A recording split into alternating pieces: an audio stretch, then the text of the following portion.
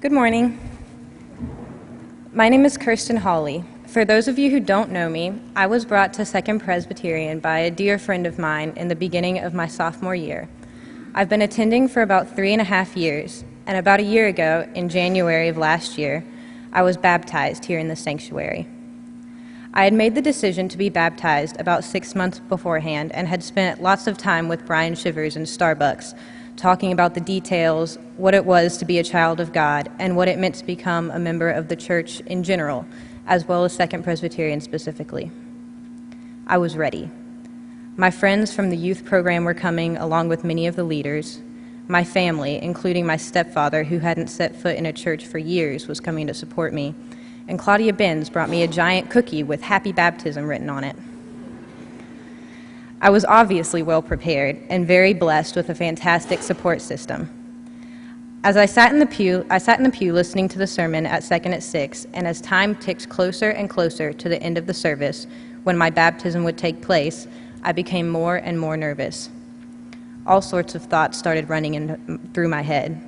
We've all had them, the irrational, panicky, last-minute thoughts that happen when you overthink something and forget to use logic.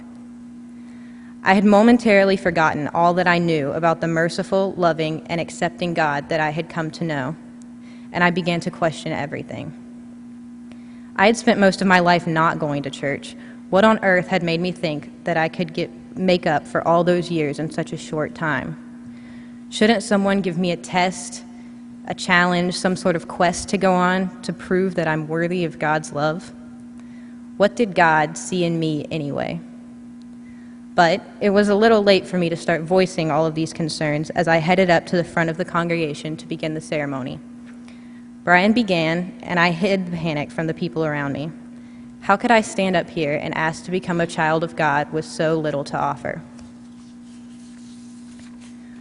What happened next is a routine part of any baptism. Brian turned to you, the congregation, and asked if you would accept the responsibility of nurturing my growth as a member of Second Presbyterian and as the family of God. And everyone there replied, "We do."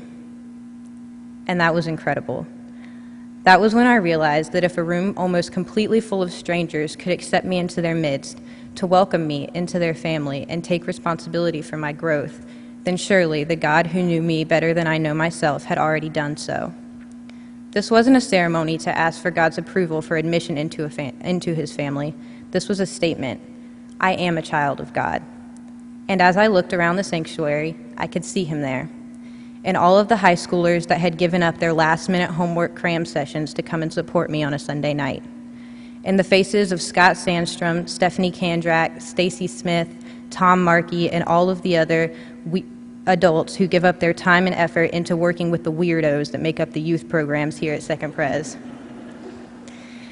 In a friend who invited me to church one Wednesday and changed my life, and her mother who went out of her way every Sunday morning to make sure that I got here. In Brian Shivers and Tyler Wolfkale, who have impacted my life and so many others in ways that will never be forgotten.